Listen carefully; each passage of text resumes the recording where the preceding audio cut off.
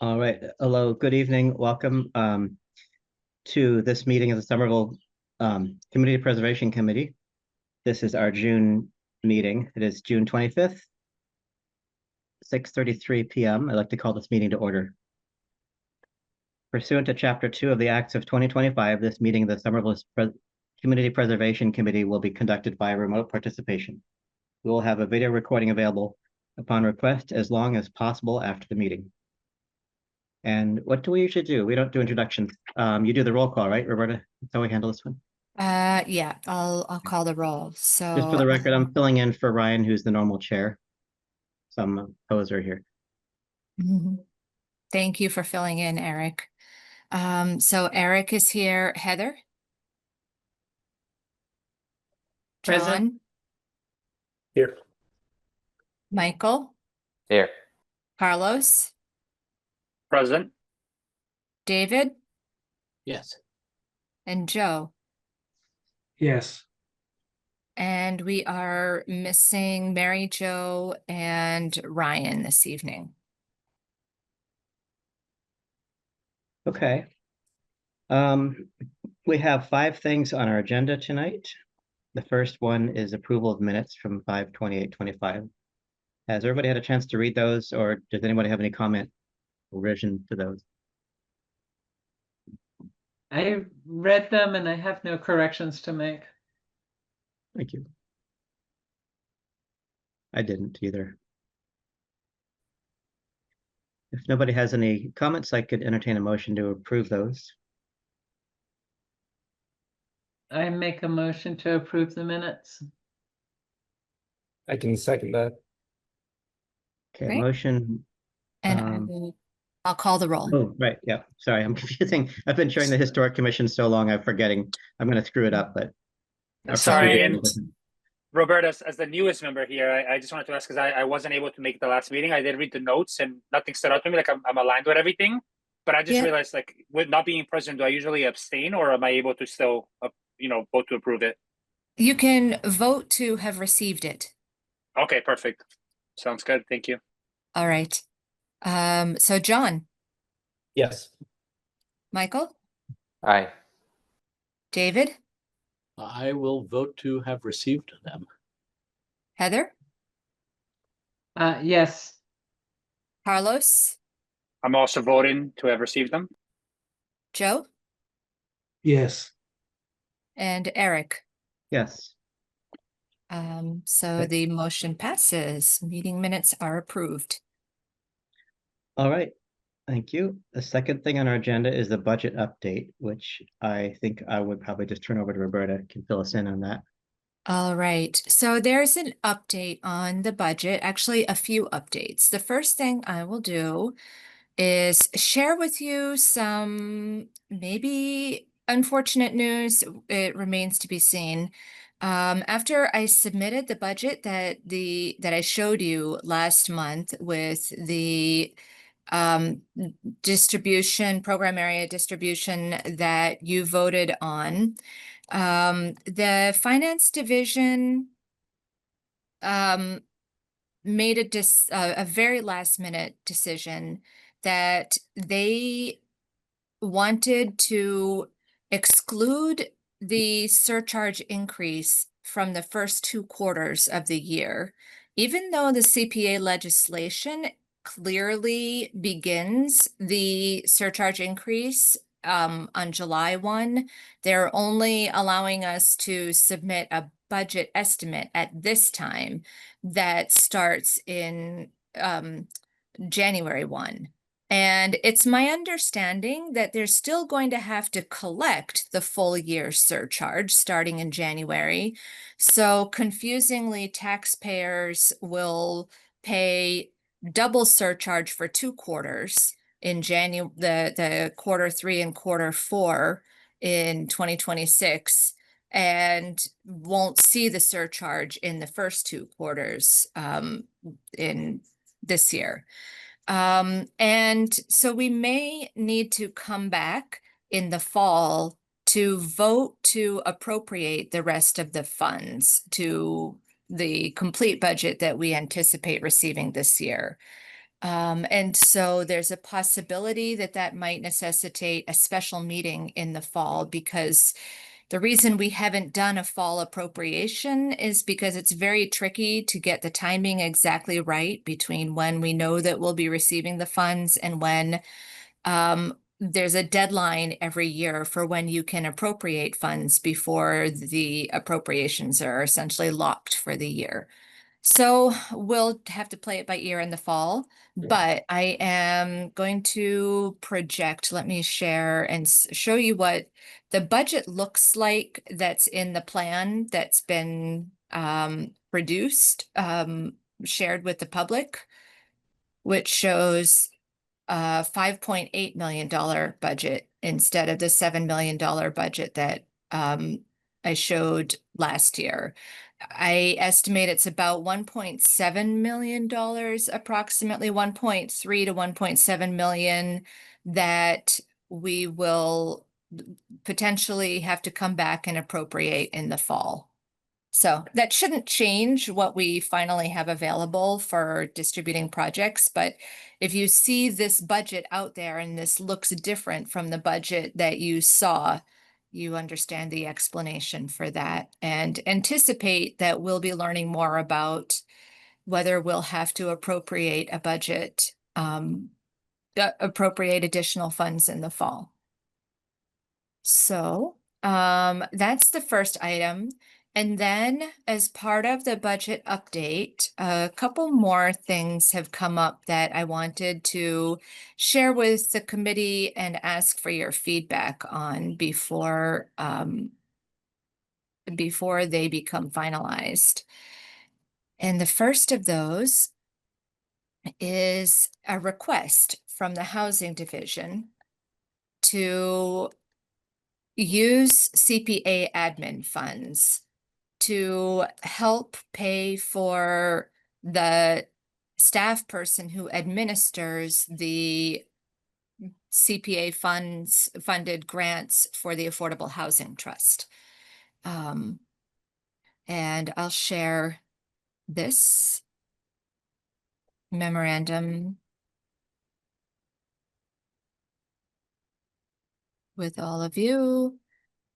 I just need to move things around on my screen so that I can see it. Okay. So the Housing Division is requesting to fund a portion of the Affordable Housing Coordinator position with CPA admin funds. This is the position that Paul Goldstein held until recently. It's currently vacant. The request is for 30% of the salary for that position. Well, 10% will come from non-CPA funding from the Affordable Housing Trust, and 60% will come from the city budget. The position staffs the Affordable Housing Trust, overseeing the expenditure of CPA funds for affordable housing. Although much of the housing coordinator position has been previously funded from the city budget, there are several reasons why they're requesting to shift some of the costs to the CPA at this time. First of all, the proportion of 30% was based on the fact that that is less than the share of funding that CPA has contributed to the Affordable Housing Trust overall, which has been 40% over the last 10 years. And then an increase of CPA funding this year, and combined with a slowdown of development activity that's going to reduce funding from other sources for the Affordable Housing Trust, means that CPA is contributing a larger share of the funding for the Affordable Housing Trust. With declining municipal revenue and uncertainty of federal funding and escalating costs all around, Somerville's municipal departments are having to tighten their budgets. In May, the mayor announced a plan to implement a staggered hiring freeze over this fiscal year. So reducing the housing budget wherever possible is necessary to avoid staffing cuts and to ensure that the currently vacant housing coordinator position can stay sustainably filled. And finally, an increase of CPA funds will generate additional development activity that members of the Housing Division will manage. In response to a few years in which ARPA funding and some large one-time Affordable Housing Trust revenues accelerated development activity, the city established an additional housing development program manager position that's in addition to the position that Paul Goldstein held. Moving forward, the funding for that position is more uncertain, and increased CPA funds are going to represent a larger share of the housing development that person is going to manage. So given all of these factors, shifting a position of the housing division staffing budget onto the CPA admin budget will enable the department to retain the capacity to support the projects that CPA is funding. And so I just wanted to bring this for your information and ask if you had any feedback or questions about using this for the admin. When you say you're bringing it to our attention for our information, do we have say over this, or are you just telling us? That is a very good question because it's an unprecedented ask, and I would take input as to whether the CPC ought to have say. This is a request that the city has been assuming that it could fulfill out of the CPA budget, but I don't feel comfortable just approving that myself without running this past the CPC. So I would really be receptive to your input. Roberta, can I ask, is this a one-time ask, or is this something that they just want to do going forward? Like Going when I mean forward. by that, oh yeah, so it just wouldn't be for this 1 year.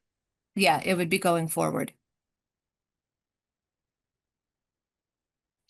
So this would be above and beyond the 50% of our budget that currently goes to affordable housing, or this would be 55% now. or 55%, or would this be in addition to the 55%? This would be coming from the admin budget.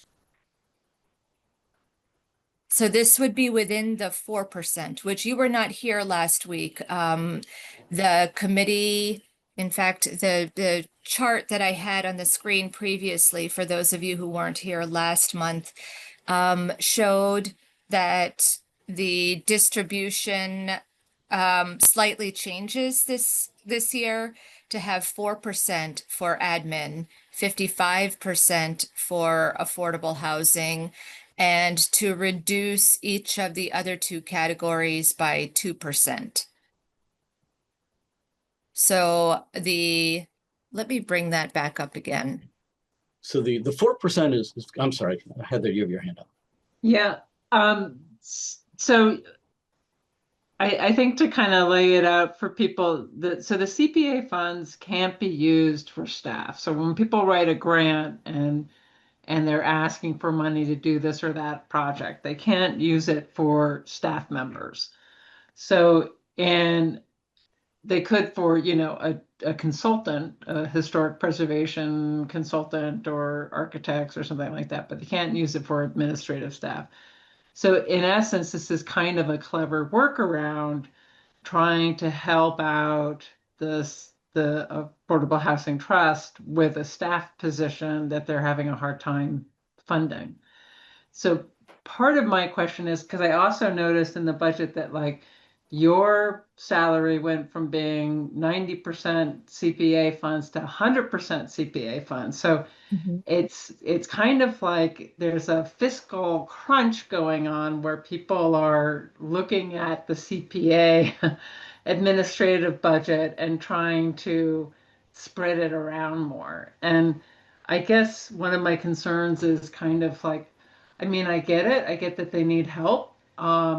I think it's a little funny to say, like, because you give us so much money, we need you to pay for an admin position. But I mean, kind of like, I do sort of wonder about the precedents, because then would it be unfair to say to the historic preservation group that whether or not we would help fund the position there or to the Parks Department. I mean, like, kind of like, are we opening? I understand the impulse of why it would be a good thing to do, but I also wonder, like, if we're opening a Pandora's box, it appears to already be kind of open, even with the shifting of Roberta's salary funds. Yes, Michael. Yeah, so I kind of want to dovetail into what Heather was saying. This has been a difficult topic for me to kind of review in the scheme of things. So I appreciate your comment, Heather, that this felt like a little bit of a, you gave us so much money, we now need more money to manage the money that you gave us. And that kind of rubbed me the wrong way a little bit.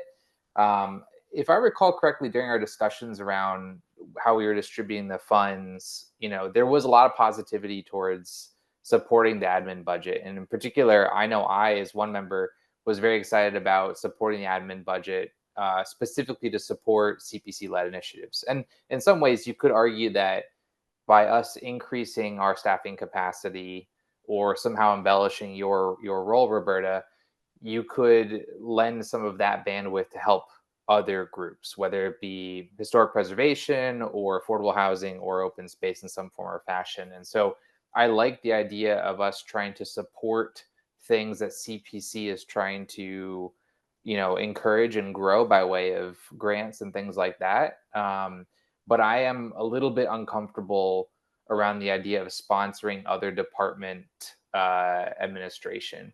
And I think I'm concerned both for the precedents that this forms, like Heather was highlighting, but also I think in general, I'm a little bit worried about just kind of the signal that's also sending to the administration, right? Like affordable housing should be the topmost goal of the administration. And if we're starting to say, hey, look, you can start curtailing that budget and pushing that into other roles, feels at odds with the signal we've been trying to send by saying more than half of our budget is now going to affordable housing now. And so I just feel like in lots of dimensions, I'm not super supportive of this idea.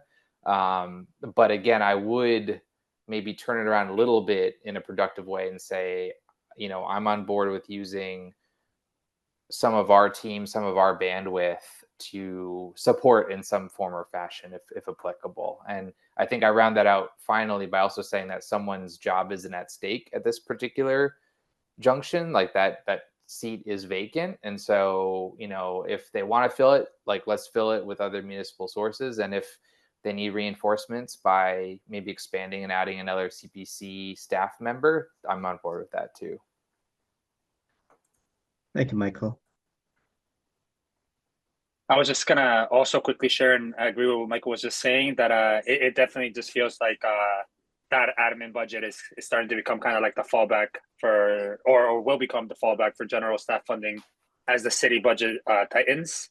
And I'm also thinking about how if we begin funding core positions without firm boundaries, we risk losing our flexibility and neutrality as a community. I feel like especially if it's just for this specific position in the housing division, understanding that that's a big part of like the work that we do, but there's also like open space and the historic preservation that side of the work that we're trying to accomplish here. And it just feels like what stops other departments and divisions from that we're supporting, and that we're given funds to like ask us for more money for a position like this. Thanks, Carlos. I had just my own thoughts. You all make great points. When I first heard about it, I thought like, geez, that's kind of a little bit unusual. And then I sort of also balanced that just to play both sides. The reality is that we don't have to do any, just on a basic level, we just give money to the Affordable Housing Trust Fund. We don't have to really occupy ourselves with deciding what happens to it. So in a sense, they're sort of doing that portion of our work for us. So just the theory of allocating a little bit of money towards that process, I'm okay with. But on the flip side, as you said, giving that money to a different part of the city to fund their staff for that purpose is a little bit unusual in our precedent. So I could kind of see both sides of the fence that way. Yeah.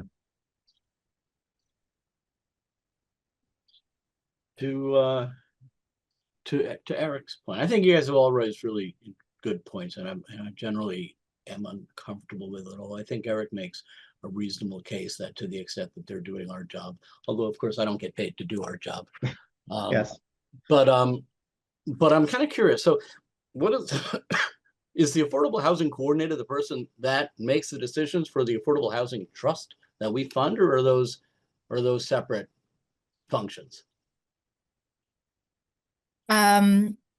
So the Affordable Housing Coordinator is essentially my counterpart to the Affordable Housing Trust. They staff the trust makes the decision, and that person is the administrator of the funding that goes through the trust. And if that position is still staffed, like there's someone that comes to us on a regular basis and reports on, what the housing trust did over the past quarter or 6 months Yeah. or whatever it is. That person is still there. There's someone doing that job.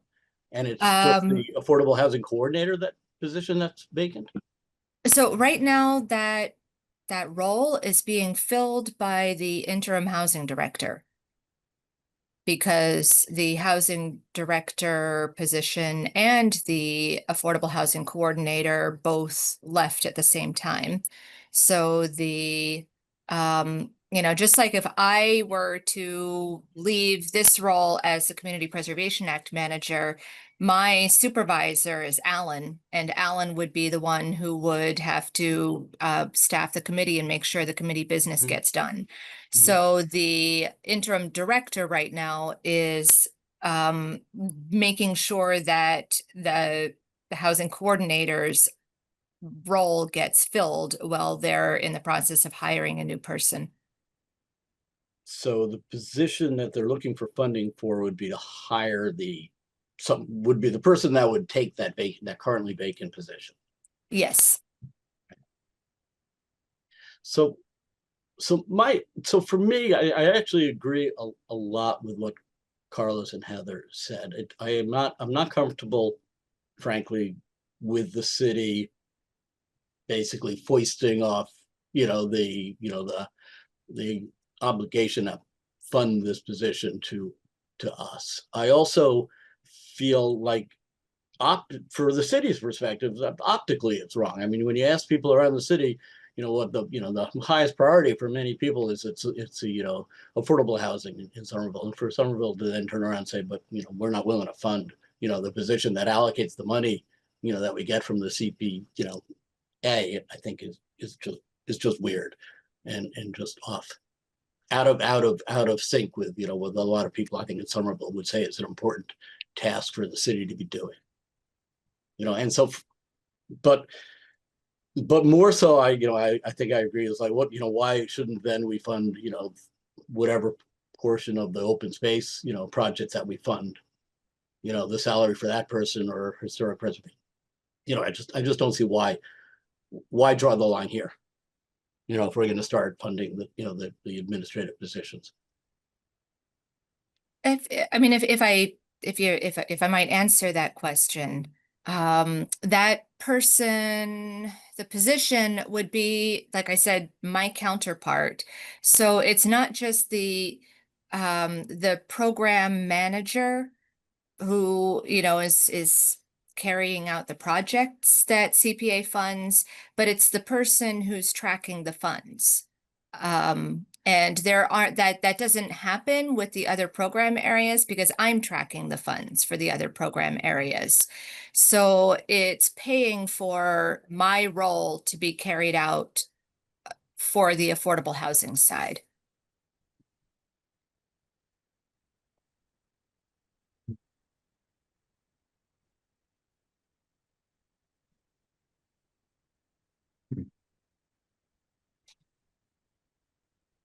Yeah, it's an interesting point too. There's clearly a little bit of difference, I guess, as Roberta just pointed out, that in one way thematically, this is allocating money towards a role that sort of is part of what we're doing. And we have the contrast of just this being a funding a staff person who's not part of who wouldn't officially. Well, I get what Roberta's saying about them doing kind of what her work would be for this angle. They're nevertheless not part of our setup here. I don't know. So taking a step back here, we don't even know if this is something that we're actually voting on, or is this just because this is technically part of the administrative expenses, and we don't normally intrude, like we don't tell Roberta how much to spend on printing and advertising and stuff like that. So it sort of depends on how we categorize this expense, whether it's something that we're really saying yes or no to. I think. Am I getting that right? But my recollection is we've reallocated money from this administrative fund for projects, haven't we, in the past? What happens is unused funds that are left over at the end of the year get rolled into the undesignated fund Yeah. balance. So, right. So it's not money. So I don't know. It's entirely correct to say it's not something that we have any say in, because when it's not allocated, it does go into our unallocated funds that we then distribute to projects, in one of the categories. Yeah. But Do you but I mind? think you do raise an interesting question about who ultimately has control over the boundaries of the administrative and operating expense budget. I just wanted to quickly add, by the way, that I don't think anyone has like shared anything that like. I think we all see the value in that position and understand it's very important. I think the question is more on like where like where has the funding come from before, and why would it start coming from the admin fund that we have? I think that's like really what I'm trying to figure out. Like, what happens if it doesn't come from there, then what would happen? Yeah. To answer part of that question, and to part of your current question, Carlos, and the previous question as well, is I'll be perfectly honest, and Roberta and I have talked this over and tried to research it. I don't know that there's 100% clear guidance as to the level of detail that the CPC committee can go into in the administrative budget, other than voting an administrative budget. That being said, out of deference, our preference is to not institute a policy that the committee members are not necessarily comfortable with. And just laying all the facts out on the table, the position is vacant. However, it is funded in the current budget. The city has recently undergone a compensation study. And we're also proposing cost of living increases in the budget. And so these are all costs that over time are going to keep escalating. The role, just by sheer virtue of funds that it has managed and will grow in managing over the years, is pretty significant. The complexity of the projects is pretty significant. Some of these affordable housing deals are pretty difficult to get through. This position plays a pretty critical role, in addition to the typical administrative function that Roberta plays of tracking the CPA funds, doing the reporting back to the state, back to the committee. It's a pretty detailed job. And honestly, out of an abundance of caution looking into the future, as funding sources across various avenues decrease, if in the future, in a future fiscal year, if we were to lose this position, the city's capacity to administer the housing portion of the funds, if we had to take it strictly out of the 55% of the housing portion, would be significantly diminished. Recruiting would be difficult.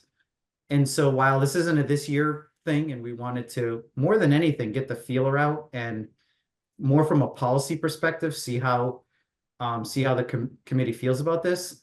In the long run, if we do sort of have the administrative will to do it, we may be left with no option.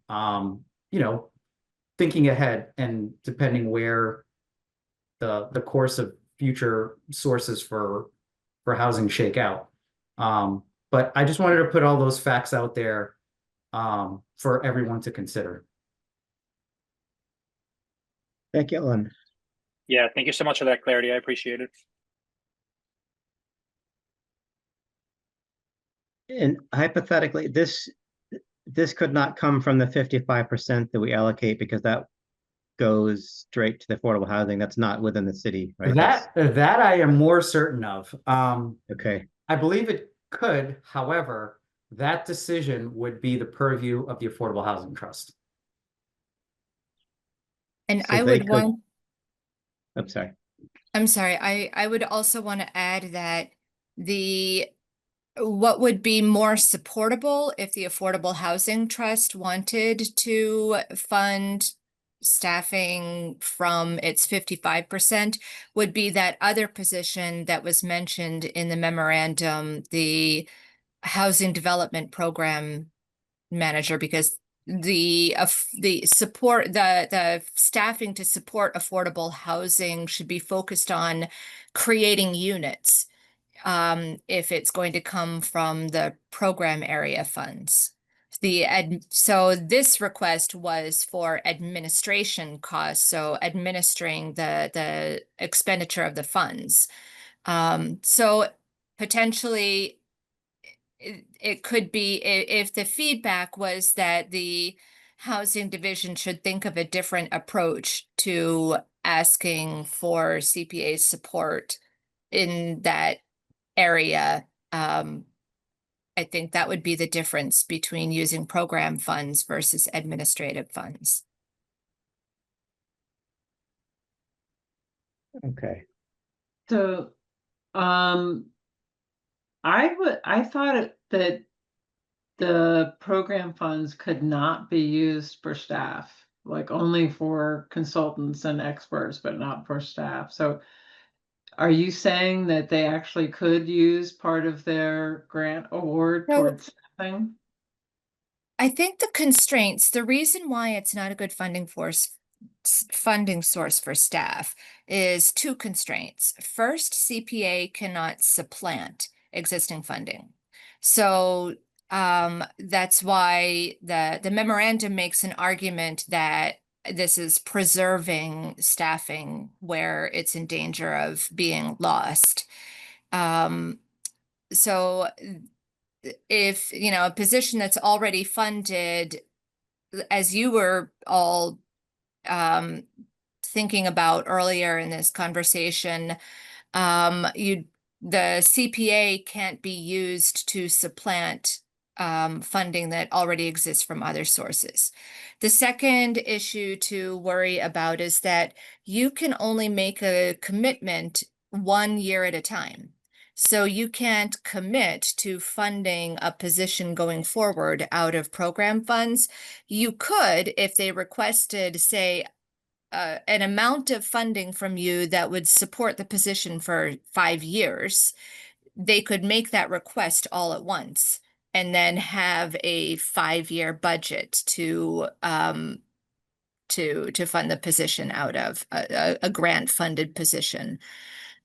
So that's why, but then, the third consideration is what that position is for. And the CPA eligibility criteria are distinctly that it has to be used to help make housing affordable to low-income people. So it's not just for any purpose, staff purpose, but it has to be actively working toward that end.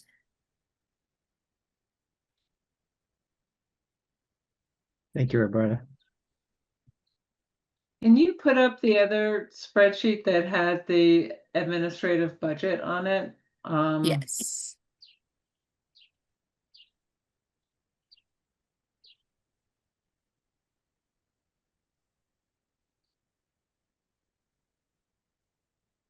it sort of translates this ask into dollars rather than percentages.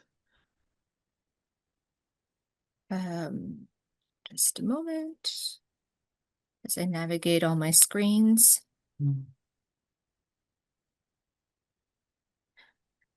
So this is showing the $5 million version of the budget.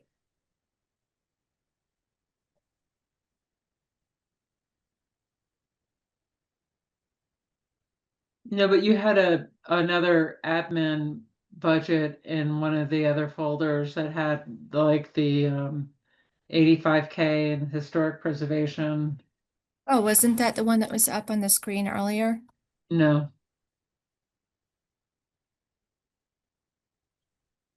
All right, let me try again. It was a document called CPA FY25 admin budget. Yeah. And Zoom share. Okay.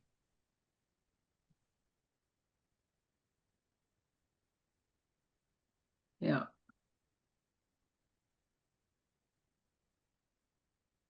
So the 30% that they're asking for translates. Oh, I think we just got the chat window is Oh, I'm covering. sorry. Okay. The 30% is translating to 23K. And then, I mean, I guess why we're here, because what struck me was your salary going to 100% coming from this, the 30% and supporting this other, affordable housing trust, and then the professional and technical services below being a kind of a big number. I realized we had a big number for it last year and only used a small portion of it. I'm deviating a little from the issue at hand, but I at the appropriate time, I'd like to understand a little more about kind of what's anticipated activities in that area as well. Yeah, sure. And just a moment, I just want to make sure that I am sharing what I want to share. Okay. Okay. So the way that this budget is derived is all of the smaller categories. We have a pretty good estimate for how much we might possibly spend during the year, and it's actually possible to move money around within these categories if we don't guess correctly. So for example, last year we budgeted $1,000 for printing, and then we made the postcards. And so we ended up transferring money from elsewhere and spent $7,000 instead. So at taking the amount that's available for expenses and subtracting all of the amount that's budgeted for the incidental costs, what's left is in the professional and technical category. Oh, I see. So that's why that's the largest category. And the professional and technical can pay for consultants, or on-call consultants. One of the things that I might mention later on, in a later agenda item, is the possibility of an on-call consultant for historic preservation monitoring going forward. So those are the kinds of things that we can use our discretion. And professional and technical might also be used if there's a need for due diligence or any analyses that might be needed to help evaluate a request for funding that you receive. Ideally, everything within this budget should be used to support the committee in fulfilling your responsibilities. What did we use that for in 2025? I think maybe you already said, no, it wasn't. So it looks like we spent $2,250 on it. Yes, the on-call consultant for historic preservation helped to prepare a preservation restriction. I think that was for the Mudflat Studio. So Adams Magoon had been the previous year. I think Okay. Mudflat Studio was the site that they completed it for this year. So that was someone that we hired and then presumably came and presented to us. Yeah. Or something. Okay. He didn't present it to you, but I have a draft preservation restriction. Okay. Because the committee approved the project with the condition that a preservation restriction be recorded on that site. And so we pay for those preservation restrictions when Makes sense. that happens. Yeah. Did we have to do that for that proposed project on Bow Street? You know, because I think there was talk about getting a preservation restriction in place there, but I don't know if We we went would far enough have. to hire someone. We would have had to do it for that, but now I remember actually the project that came up this past year was the 12 Pleasant Ave, the Somerville Community Land Trust building. They prepared the preservation restriction for. A little a side question is the budgeted amount FY25 on the far left of the lower chart meant to be 26? Yes, Okay. And just to refresh my memory, so budgeted amount for FY25 was for the professional and technical is 63,263, actual is 2250, and the rest of that became returned as part of the returned amount? Is that what? yes. Okay. So for FY26, we are that 87,042. Is that just the balance basically between what you've listed up above? Yeah. Okay. So that's basically just the remainder, and then I see. If you were to hire, if we were to put that 30% in, would that still be line itemed out separately, or would that be included professional and technical? Probably not, because it's not really something we're hiring within. That 30% in this budget is listed in the salary section of the Okay. budget at the top. So 111,000 is what's left over after paying the salaries. And the 87,000 is part of so this is like the discretionary portion of the budget. And the 87,000 is what is left over for professional and technical in that. Okay. So how long has the housing coordinator position, or whatever it's called, been vacant? Affordable housing coordinator position been vacant. I think it's been, go ahead, Ellen. The position vacated, I believe, the 2nd or 3rd week of February. But part of the delay is that the director position also vacated around that same time. So we had to get an interim director in there before we could even start the process of getting the staff level position advertised. And right. I was just trying to figure out what portion of the 2025 budgeted salary to that individual, that position, didn't get expended.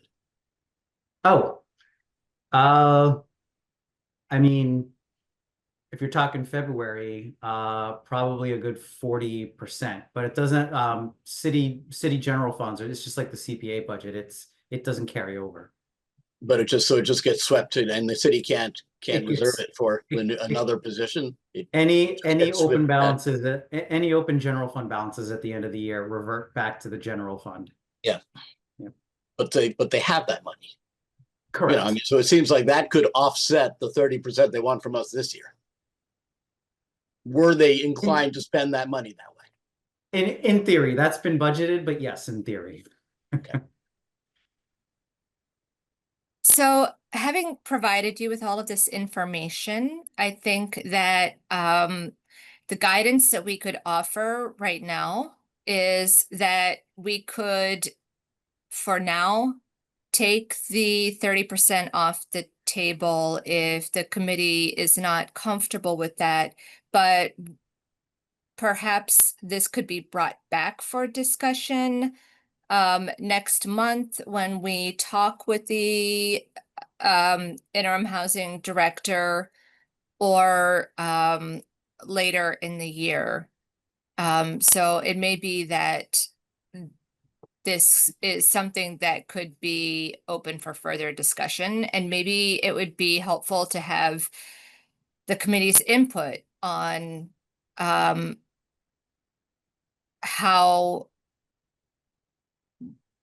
to approach a question of this nature about using the CPA admin funds. That sounds reasonable to me, because I'm sensing a general squidginess about that right now from people. And I'm not sensing an emphatic, like, absolutely not, but I'm just getting the vibe is that people feel a little uncomfortable with it right now. I mean, I also see some rationale for it, but I think if it were come to that, so I don't know what could change in a month or two. What that would make, is it just be a further discussion later on after we've had a month to think about it and then toss it around? We could punt this the next month. That makes sense. Does anybody else have any thoughts that way? Well, I think one of the things that the city has to figure out is whether they're asking us or telling us, you know, frankly. Yeah, right. I mean, and to the extent that they're asking us, I'm uncomfortable with it. To the extent they're telling us, I'm uncomfortable with it. But of course, but it's a different question. Yeah, I don't know, David. No, I feel like I feel like we're taxing people to raise money for projects in these three areas. And I think for, you know, even though it's not a huge amount of money, for any of it to be diverted to what to me is an administrative responsibility of the city isn't correct. And it's not, you know, and I think I have a fiduciary responsibility to be a steward for the money that's raised for these projects, for these programs. that was really well said, David. I wholeheartedly support what you just said. I would go a step further and say that if the city turns around and starts telling us that this is going to come out of our administrative budget, I'd rather be tighter about the administrative budget then. Like, I don't feel comfortable at this point saying that our funds should be used for other departments' administration. If the position is we can't administer the CPC funds appropriately, then I would move some of that administration responsibility into direct contact with our work and then fund it that way. So open to that if that is an alternative for the team. Yeah. Interesting point. Thank you, Mike. Yeah, I like that. I like that idea as well. You know, not that, although already we're funding 100% of Roberta, so I'm not exactly sure how we would do that. You know, 150% of Roberta. She's got more free time, I'm sure. Yeah, Roberta, you got to give 110%. Roberta already puts in 100%, 110% of her time. I know, right? I can assure you that. So we'd just be paying her appropriately. So just one last fiscal thing to kind of understand before we move on to other agenda items is I'm a little confused by what you were saying about the CPA, like in my last real estate bill, did it not include, it felt like it was a larger portion going towards the CPA. So when you said suddenly people are going to get a double bill for the last 2 quarters, I think that's going to be extremely unpopular. People are going to look at it and it will have, you know, can be hard to explain that to the public in a way that they won't be like, what the hell, you know? Yeah. All of this was not it was not clear to me, but I haven't seen a real estate bill for Somerville, so If you received a 3% surcharge for your FY 26 first quarter bill, then that would be helpful information. Because I was given to understand that you wouldn't see the surcharge until January. But just to be clear, even with what you think they're doing, the 1.5 would still be assessed. It would be the extra 1.5 that they're going to double Right. up. So we'll be paying 4.5% for the second 2 quarters. Yes. Oh, okay. I missed that part of it. Yeah, David, that's correct. So Heather, like you would see an increase in your CPA just if your assessed value of your property would go up, but it would be 1.5% on the increase in your assessed value. What will happen in January is that in quarters 3 and 4 is that, to David's point, we'll catch up on that additional 1.5% that we didn't collect in quarters 1 and 2. But your CPA moves with your assessed value just like anything else. But I think, yeah, and I think Heather's right. I think people are going to be a bit miffed when they see that, and we're going to get blamed. And we were, I apologize for missing the beginning of the meeting, and we were caught off guard too, because we were under the assumption that it would be billed evenly July 1st. It's just from all the research we did, it's just a quirk of Mass General DOR revenue collection guidance.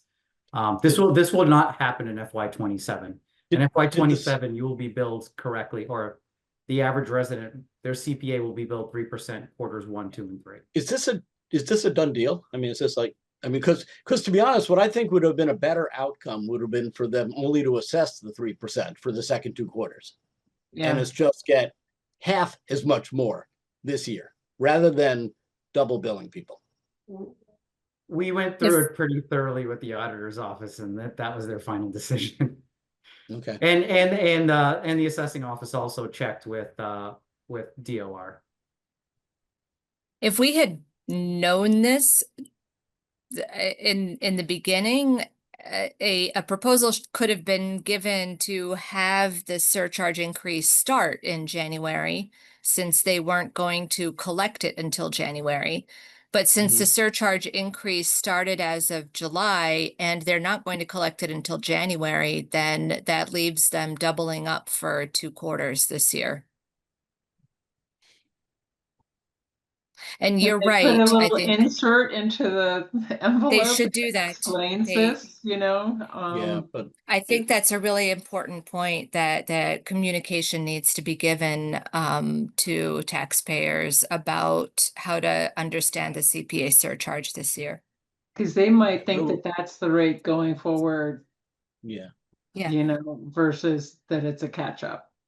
You Yeah. know. I definitely agree that would be helpful, but it's not going to make people happy. That's a good It'll point. be like, I don't know if you guys remember when the city started, assessing a special fee for stormwater maintenance, of 3 or 4 years ago, and it just popped up on our, on our water bill, an extra $60 a quarter. Right.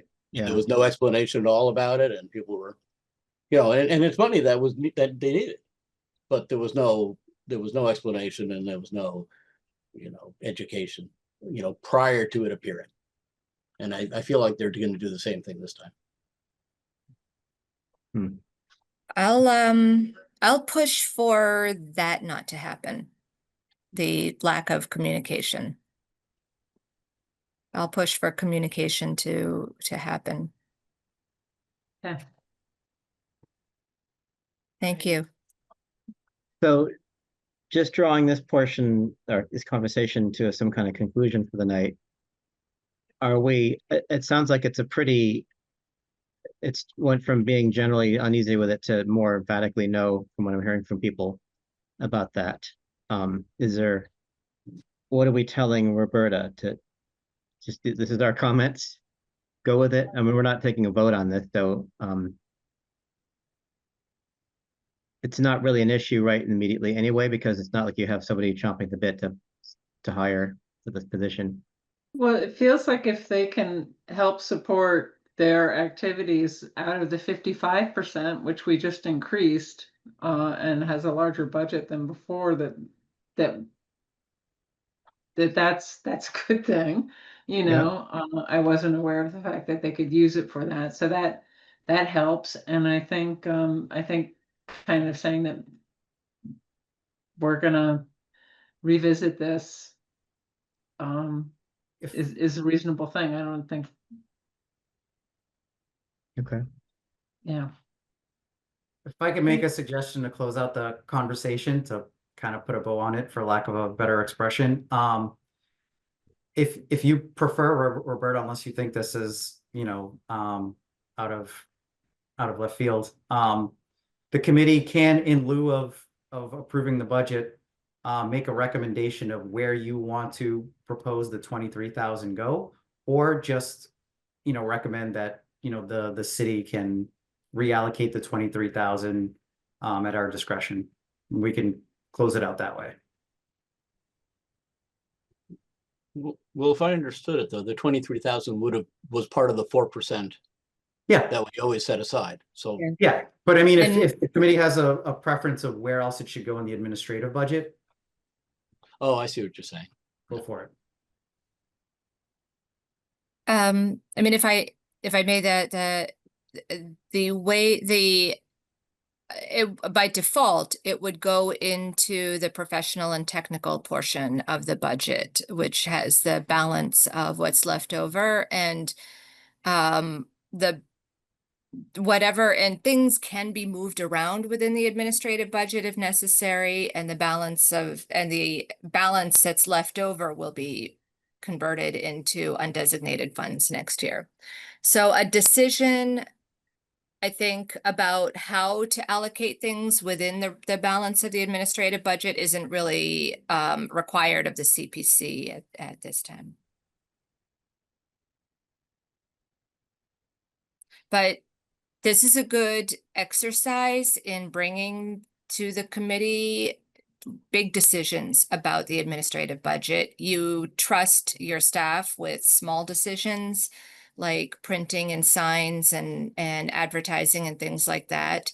But when we have big decisions, it really feels better to get your input and your feedback about whether these are things that are appropriate to put under the administrative budget.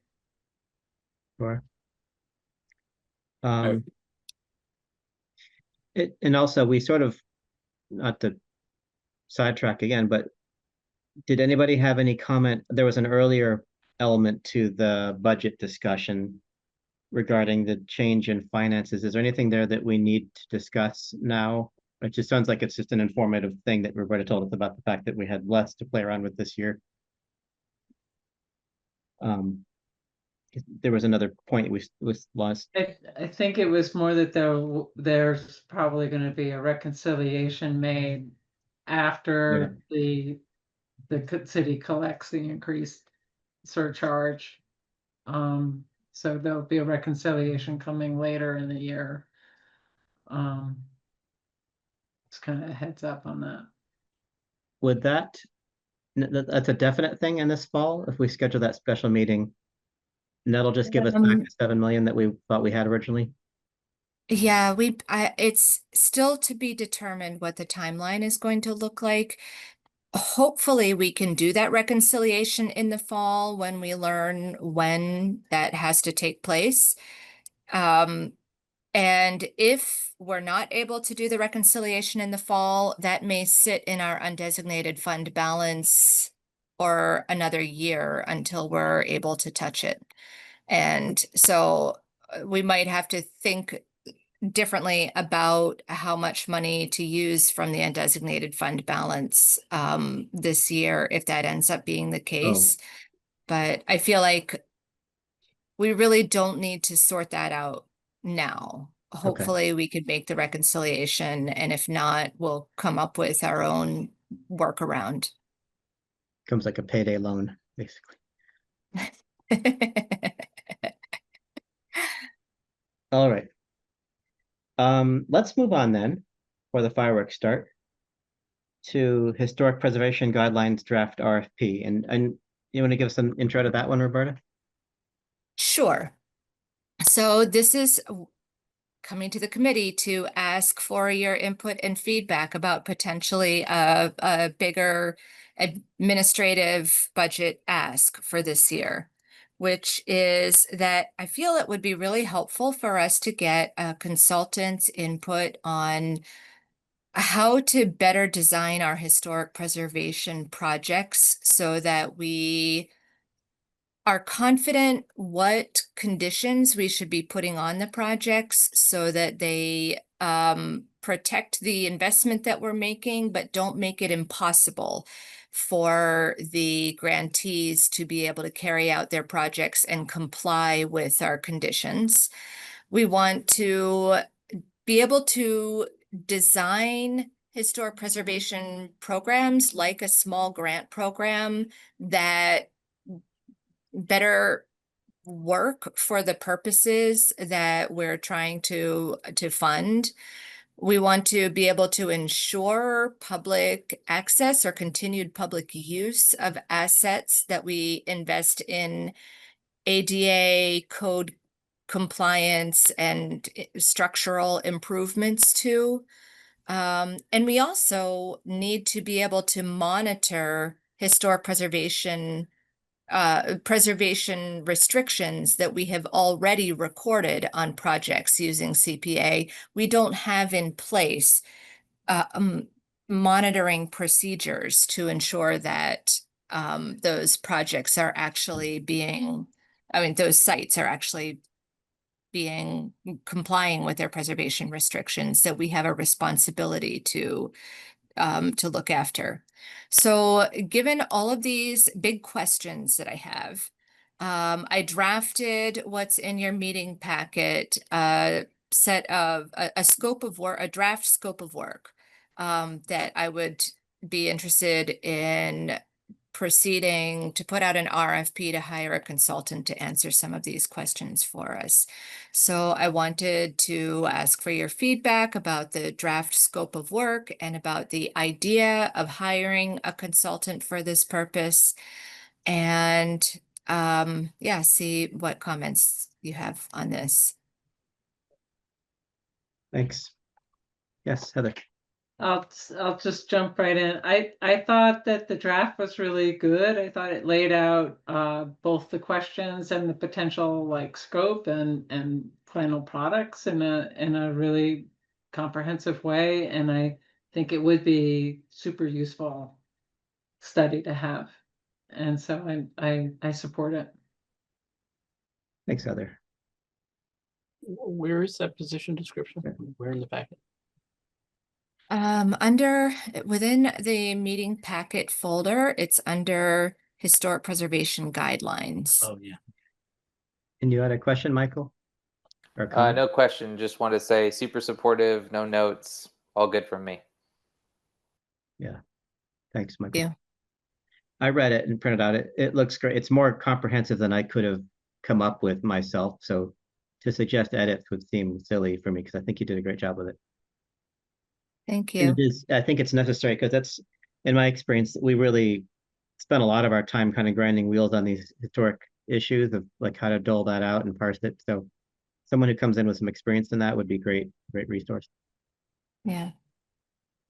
In the last 2 years, we've spent a lot of committee time haggling over 2 historic preservation projects that ended up not going forward in the end, despite the committee's support. So I think working with a consultant to understand better how to design this program will save that kind of effort and heartache on all sides in the future. Okay.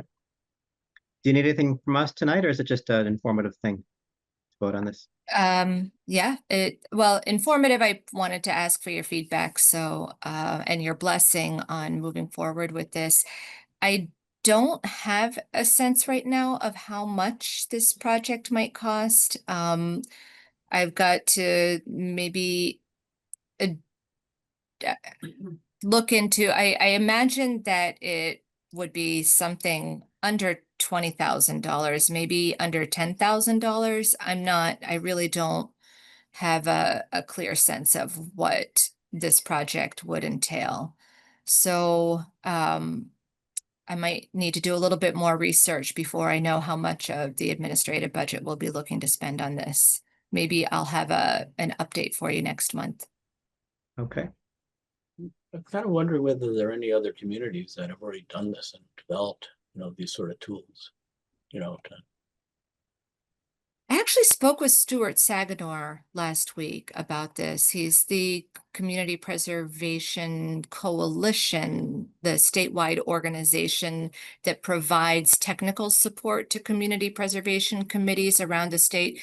I spoke with him last week and talked about this project with him. He gave me some ideas of consultants to reach out to, but he didn't mention that anything like this had been done before. Yeah. I think we're not the only community that is struggling with these questions, and I haven't found really helpful guidance where to land myself. Yeah. But even if I did find helpful guidance, the fact that this committee has had one policy that you've applied to historic preservation projects for the last 10 years, for the committee to make a sudden change in a different direction, I think you need some documentation and backup of how you got to the decision to make that change. So I think that's yet another reason to have a consultant to help with that, is to be able to demonstrate how you got there and why, even if you think you know what the right answer is.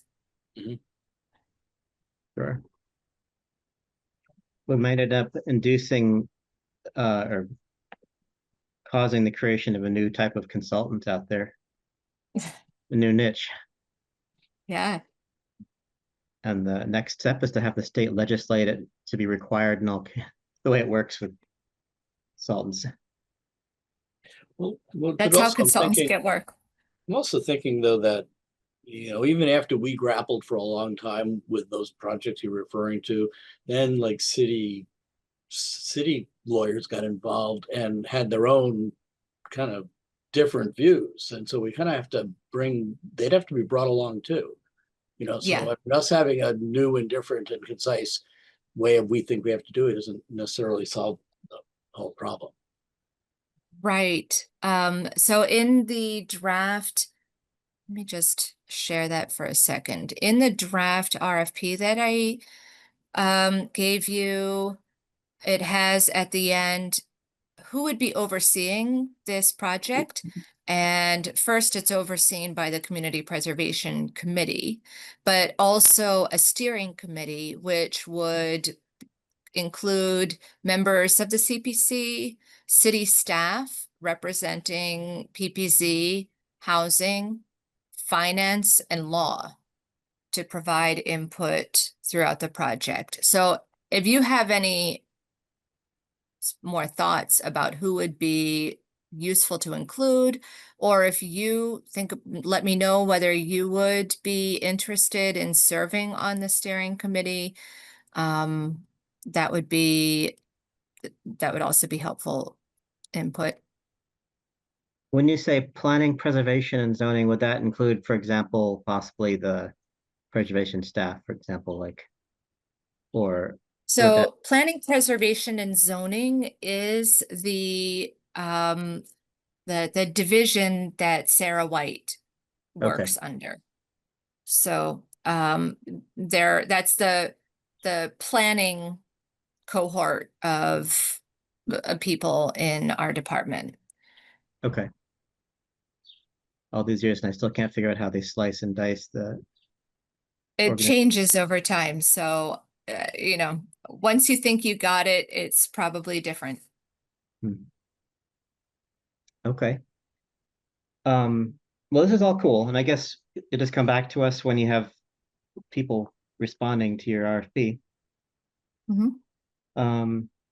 Anything else on that, or The next item on our agenda, we're going to move into member and officer terms. It's a Yeah. Big change in gears. You want to take us into that one, Roberta? Sure. Let me share the screen. So I prepared, included in your meeting packet, a summary of who is on the committee now, how long, what your terms look like. And so who do we anticipate losing at the end of this year? And unfortunately, that includes Heather and David. Your second terms are ending this December. So we have one general public member that we're looking to replace this year, and the Conservation Commission member, we're looking to have a new member appointed starting in January. And I So guess I'm we going have to to be. find out if Eric is gonna take a second term, because then he would That's right. be expiring as well.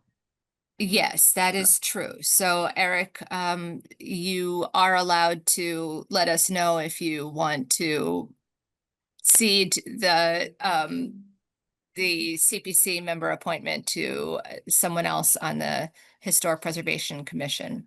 Okay, we'll take that up. We're basically operating in a shoestring quorum right now, and Yeah, anyone other than me is highly unlikely. So I'll be back, I'm pretty sure. yeah. Be sad to lose you to Heather and David, but I guess that's the way it works. Yeah, we serve at the whim of the legislature. Well, the ordinance, the enabling ordinance that the city wrote for the Community Preservation Committee is very specific about how long you get to serve on the committee. So unlike other committees where once you're appointed, you might be conscripted for life, the CPC will throw you out as soon as you've served your 2 terms. Yeah. So Just when you're revved up. Also wanted to give a heads up that the local enabling legislation also allows the chair to serve for up to 2 terms. And right now Ryan is in his first term and Eric is in his first term as the vice chair. And so, you would both have the right to let us know, or anyone in the committee could let us know if you would like to not serve in officer positions anymore next year, or if you would really like to serve in officer positions next year. That's something that can also turn over. And so we want to just keep that in mind so that we can help people to prepare for the decision later in the year to elect new officers, as well as the work that we have ahead of us this summer to recruit new members for next year. And I'm also in communication because I understand that the Concom is low on members right now, and the HPC, as Eric said, is running on a shoestring. So I'm going to be working with staff in that for those committees to see if I can help with recruitment, so that we can try to fill those vacancies and ensure that there is a pool of people from whom new CPC appointees could be voluntold to. Well, apparently, I have a question. I have a question about Carlos's term. So he just Yeah. started. Wait, 25, 26. Oh, so 3 years is from January 25. I was just counting the years, and I saw only 2 years, but it's a January to Ooh. December. So never mind. Yeah, one of the positions, so the 2 folks who started, Carlos's term ends 27 and Mary Jo's term ends the 26th, in the end of 26. And the reason for that is because Mary Jo was replacing who I'm blank, Rose, because Rose stepped down early. Okay. And another thing about our enabling ordinance for the Somerville CPC is that when you finish it, that the positions each have 2-year terms. If you step into a position that is already partly, in the middle of a term, you only get to complete that term, and then you get a second term. And then that's your 2 terms. Yeah, that's interesting. I knew that for the city position terms, this other committee terms. I didn't actually realize that applied to the general public positions as well. That Mary Jo's actually finishing out another general public position as opposed to that just starting from fresh. Yeah. So that's what our committee membership looks like. And as I mentioned, I'd like to try to see if I can ensure that there'll be people to step into all those roles, not only the committee, not only the general public. And so I shared with you all a plan for 2025 that lays out a calendar for how we actually have people ready to start in January 26. Takes a lot of preparation. And so I've laid out a calendar of what has to happen in order to have that person ready to be appointed in January. And so I'm sorry. Is that the plan for 2025 CPC general? I'm trying to figure out which document. Yes. Yes, plan for, I'm sorry, I thought I was sharing. I'll share it so you can see what I'm looking at. Share. So correct, it's the plan for 2025 general public member recruitment. And so the first thing we need to do is to appoint a review committee. And again, this is something you can all give me feedback. If you have ideas that aren't reflected here, I am very open to suggestions within the parameters that the city will allow us to deviate from the way that they want to see this be done. With most committee appointments, they have to go through the Appointments Advisory Committee, which is overseen by the mayor's office. And because of our strange enabling ordinance, they let us run our own process. So we appoint our own committee. This review committee makes the decision instead of the AAC.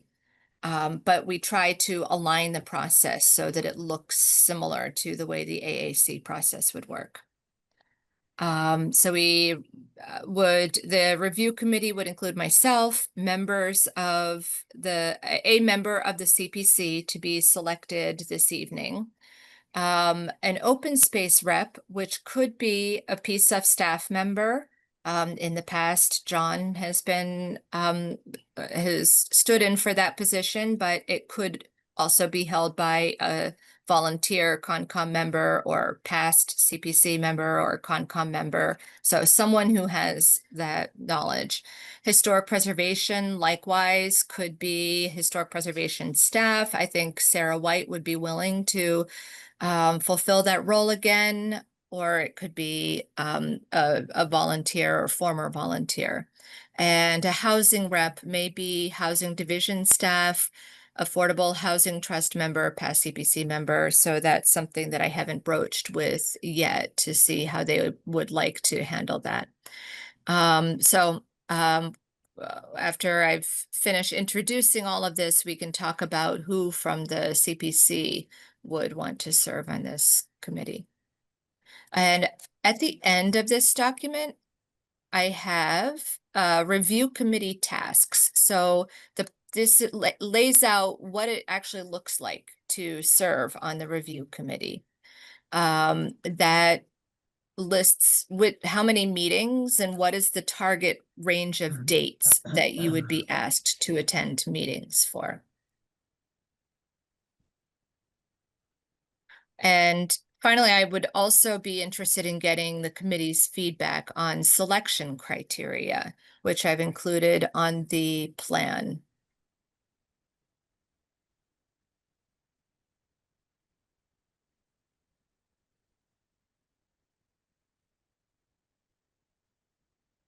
So, I'm sorry, did I just interrupt it? Are you No, you're go listening? ahead. Just to understand, so the review committee tasks, schedule meeting to review plan and, oh, criteria, okay. So we wouldn't actually have candidates to interview until September, Not you're yet. suggesting, Right. or, yeah. So the first meetings would just be to coordinate the process. Now, we just went through this like last year, didn't we? For, We did. okay, And you served on the review committee last year, Eric. I did. So Sarah White was yeah. not part of that then? I feel like She was. was, but you were the committee member on the committee and she was the historic preservation representative. Okay.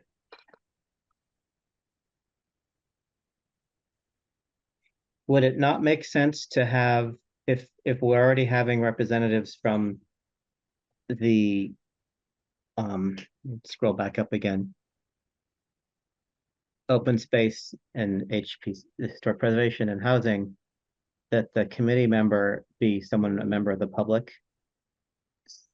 In the review committee? So actually, Mary Jo Bohart, who couldn't be here this evening, volunteered that if no one else was fighting to fulfill this role, she would be interested in being the member of the CPC to serve on the review committee.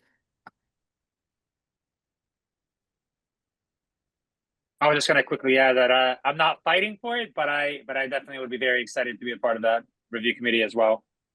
Just because Okay. I do recruitment and retention work for a living, so Oh, I think this this would be nice. That's great. Yeah. Yeah, it may be very helpful. Is there any reason they both can't be on the committee? Possibly they could both be on the committee. As one member, I'd be very supportive of the representatives of the public as opposed to a board appointed member being the leads for this. I think that's great. I think the reason why we were non-specific about that last time is just that there's not that many members of the public on the committee, and there's all the tabling events and the this or the that. So it was just a way of leaving it open for available people. This is a little bit of a segue, but because this process is sort of time consuming and intense, what would it take to change the bylaws so that when a new general public member comes in, if they're filling a half term, or any member comes in, if they're filling out somebody else's term, that they could actually get like a fresh 2-year term? How could we go about revising that if we wanted to? So we could request an ordinance change. And I think if we were to do that, we might want to look at the whole ordinance and see if there's anything else that's, in fact, I can think of one thing that really bugs me, which is the CPA ordinance requires that all applicant profiles be posted on the city website for a minimum of 2 weeks to invite public input. And I'm uncomfortable with that requirement. I don't think it's appropriate to seek public input, especially if we're looking to recruit applicants who may not already be like very well connected.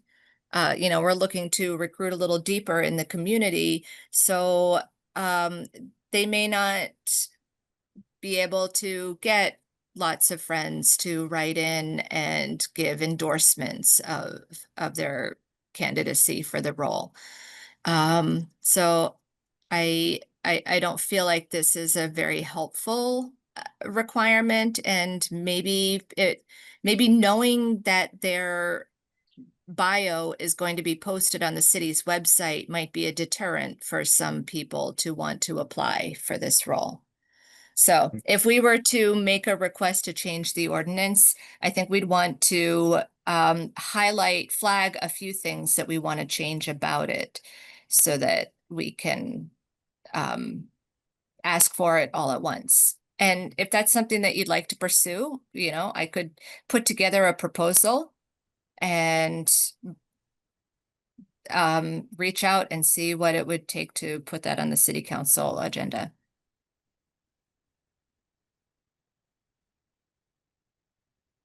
Personally, I think Thank you. it's worth pursuing. Yeah. Second. Would this be something that could realistically happen in time for this process, or just it's ready for the next time around? I really don't know what the timeline would be. I could come back next month with a memorandum prepared to request that change in the ordinance. The committee members could discuss that memorandum, and then I would begin to work with maybe the intergovernment affairs department and law department to draft the actual ordinance change and then put that on the council agenda. It might be in time to apply to the new members, but it won't be in time to change the recruitment process this year. Well, I agree. Let's get that ball rolling at least. Mhm. Anybody else have any objections to that? Okay. No, I'm curious why Right. it's there. It's not in the, enabling legislation, is it? This is just something I that think- Somerville came up with? Yeah, I think it was a overachieving good idea. Mm-hmm. I think the idea was that we wanted the process to be as open and transparent as possible. An excess of transparency. Yeah. I have a useless question. How did we structure it so that all of our terms don't expire at the same time? Did they start off initially by staggering the members from the first iteration? Exactly. And that's why they're strictly staggered going forward as well. I know there are other places where your term starts the day you're appointed. And so the staggering and the appointments can happen anytime throughout the year. Somerville's every term starts on January 1 and ends on December 31st.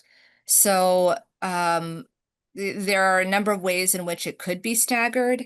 And Somerville's maintains its staggering by having each position tracked over time so that that role is always coming And it up at does- the same time. And it does, and it does kind of make sense. So, even though Heather's, suggestion, we try and change it, and I had made a similar observation. I don't know, maybe that's not, maybe it is better that, a third of us, so no more than a third of, people are being replaced at the same in any given year. There may be some merit to that. Although it, Yeah. Yeah. So I do think This we should year? think about that a little more. Yeah. So you think that we should think about what specifically? Well, that maybe that rather than, say when Rose resigns, the new person comes in and gets their own 3-year term, maybe they should be completing, in order to keep those positions, the segue the way it's been, rather, because otherwise we could end up if, 4 people resign in 1 year, half the members would all be leaving. But 3 you years also later. end up losing people early, like they are in the committee and they're working, like Jahan, he was a wonderful asset, but he had filled out someone's term and therefore he had a very short. I'm actually the same. I finished out the term with someone else, so I only really served a term and a half. You know, I mean, but that may just be the cost of continuing to have staggered terms. The terms will still be staggered if we were to add the ability to add a third term if the first term is only partial. But because the terms are always beginning and ending at this at Oh, okay. Oh, specific so you're not points in talking time. about starting a new term that day. You finish out a term and then still get 2 terms of your own. Yes, So then that's the what we're stagger, talking then about. the stagger, I guess, Yeah. would kind of remain. Would it remain? Yes. Yeah. I'm not I sure if think it I would. described that it could be different because some communities do it so that the terms are not as strictly staggered as this. Yeah. But what I think that the change that Heather suggested would keep it strictly staggered, but just enable people to serve a little bit longer. Yeah, I'm not, I don't want to belabor this, but I'm not sure that's because let's say I started in November 2021. I'm just kind of looking at the membership thing. And I served the final year and a month of someone's term. And then I had a whole nother term. Now, if I had a second complete term, then I would be ending in 28. And I'm Mhm. trying to figure out, like it's still offset. It still changes the staggering, right? Because my term is now, I'm one more term. I'm getting, you know, the Concom person is not being changed for 3 terms, not 2 terms or something. It's making my head spin a little bit, but I'm not positive if I think that still may undercut the staggering. I think it's something we can discuss more Yeah, in the next meeting. Yeah, Yeah. I think Or that's our Yeah. September no, like I meeting. said, I don't want to belabor this, but We'll Yeah. form a subcommittee to discuss this. there you go. Okay, I'm gonna stop So the we share. I have- didn't realize I was still sharing. In terms of this review committee, I forget what it's called. It sounds like Carlos is emphatically volunteered to be part of that. And Mary Jo, who's not here, also indicated, I mean, does anybody have an objection having extra people on there? I don't think there's any downfall or downside to that. Sure. So we would, and as far as the specialties, like David would be there as the representative or somebody else from the city to represent your angle, and I would either be part of it as the historic representative or Sarah Wood or somebody else from planning staff. We would still have the rest of us involved, or not all of us. I think that makes sense. Thanks for offering to do that, Carlos. My pleasure. My pleasure. Great. And so again, you can let me know if you have any further thoughts about the selection criteria or anything else about the plan. Okay. All right. That takes us through the agenda. Anything else anyone wants to tack on last minute? I just have a little bit of additional business, so I want to look ahead at what's on the agenda for next month. CPC planning, 2025 calendar, and share.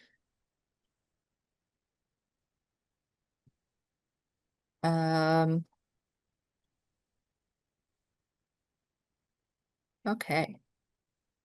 So for July, we are looking at having the Affordable Housing Trust come and present their annual report. And I wanted to suggest a program improvement for the CPA program to actually make the CPC's recommendation to the Affordable Housing Trust as early as possible in the new fiscal year so that they don't end up waiting several months for money that we've already committed to send them. So I've put tentatively on the agenda for next month for the CPC to recommend the distribution to the Affordable Housing Trust. Kind of a more kind of question mark is reviewing the Adams Magoon House recommendation. This is a historic preservation project that the committee recommended funds for a couple of years ago, and it stalled because our historic preservation guidelines led the committee to put conditions on the project, in particular, a clawback requirement that the applicant didn't agree to, and thus we never sent the recommendation to City Council. So that money has been just held in limbo for a couple of years, and I'd like to come back next month to talk about what to do about it. And then by the next meeting, we will have the deadline for eligibility determination forms would have passed. So I'll share with you what appears to be in the pipeline for this funding round, for the regular funding round. And then give updates on the business that we talked about this month. The public outreach committee recruitment, and we talked about an update on historic preservation consultant. Okay. So yeah, I just wanted to share that heads up about what's coming next month. I sent earlier today an announcement to all of the committee members that there is a Arbor Day event coming up on Thursday afternoon at the West Branch Library. So you're all invited. Tell your friends about it. It sounds like a really fun event. And any other news? Anything to share? Do we have a date yet for the Ken Kelly Park ribbon cutting? Not yet. No, Okay. sorry. Still waiting on the fence contractor. Okay. That's all right. Maybe we'll know, maybe we'll see that by next month. And the last thing I wanted to mention is that we often have a social meeting in August when our business is on hiatus for a month. And so I can send around, I don't know if it's too early. Maybe you can tell me if I should start now or start next month to send around a poll to see what everyone's availability is for a social meeting in August. Yeah, go for it. Yeah, I think the sooner Great. the better in the summer. Okay. I only plan about 24 hours in advance, so it won't matter to me anyway, but see the way I live. Yeah, I don't know if it's better to wait or to write it in earlier. So No, I think it's good to do the earlier the better. great. I had a side question for John. What's the project schedule on the water fountains down at the park at the bottom of my street? Drinking fountains. The bottom of your street is Nunziata. Okay. Oh yeah, the only one that had the. I do not know much about that project. Meg's kind of been handling that. I know she's Okay. with designers right now, did a site walk the other day. But I'm guessing water fountains probably late summer. Okay. Thanks. Well, if we've run out of steam here, I think we could take a motion to adjourn from somebody. I'll make a motion to adjourn. Okay, I'll second. All Okay. right. I'll call the roll. John, Yes. Carlos, Yes. David, Yes. Heather, Yes. Eric, Yes. and Michael. Aye. And I see that we lost Joe. I'm not sure when. So that's all of you. Motion passes. Thank you very much. All right. Thank you all. Thank Have you. a good Thanks, one, everyone. everybody. Take care. All right. Bye. Thanks. Bye-bye. Thanks, Alan.